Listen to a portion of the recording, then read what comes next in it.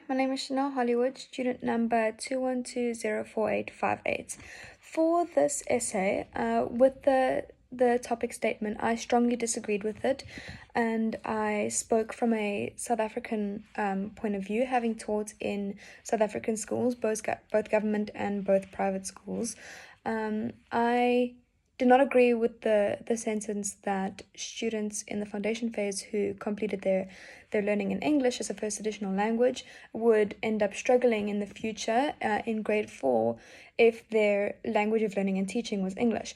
So I disagreed with that, having seen from a South African perspective that foundation phase students who completed their first additional language in English, they were a lot stronger, especially in their literacy skills, than certain students who completed their home language in English. So their listening, speaking, reading, and writing skills really came through. The bases between the first additional language and the home language were almost identical. And in my essay, I spoke more about that. So I spoke about obviously my standpoint or my stance on the topic sentence, and then I further went on to explain the areas that I would be addressing as to why I strongly disagreed with the topic sentence. And those areas were the dynamic bilingualism and how the benefits that dynamic bilingualism offers, and stemming from additive bilingualism, and how I saw that in my first additional language students who used English as their first additional language. Then I went on to discuss the main purpose of learning English as a first additional language, and I really focused on how it's more student-centered, and especially how it really helps their communication and their sentence structure and their fluency a lot more. There's a strong focus, especially on the phonics, and that's bringing in the phonics and the reading and the writing, the listening, the speaking. It's bringing in all the literacy skills, really.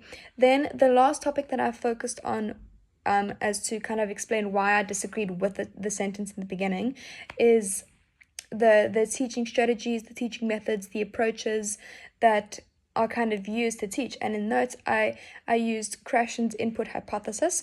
I used Kuhlman's BICS, CUP, and CLIPS. And I used I basically just used the basic outline of those teaching approaches to explain how I would teach English as a first additional language, and kind of to explain how those bases between the home language and the first additional language were reached. Then from there, I kind of just went on to discuss the CAPS topics in specific. So I really focused on reading and writing as one topic. I focused on writing and handwriting, reading and phonics, and listening and speaking. So those three main topics in the English first additional language CAPS. I focused on how using each one of those topics individually can help students in their other additional subjects other than English or other than home languages, and how the skills learned or grasped and the knowledge learned may be applied to, say, mathematics or natural science. And I kind of explained how they would be used. And then lastly, I kind of spoke on how they are able to transfer the skills learned in their first additional language as English to their home language.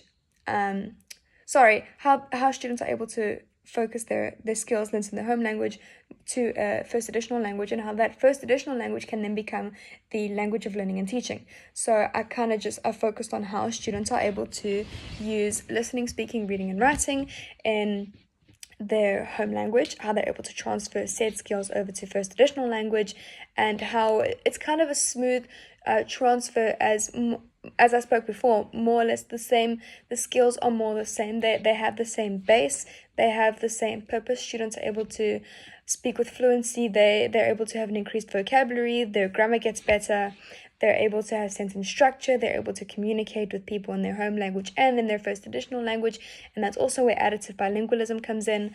And really I spoke all about the benefits. And then to conclude my essay, I just explained why I strongly disagreed with the standing point. I concluded everything up, and I gave examples as well. And I kind of just spoke on everything.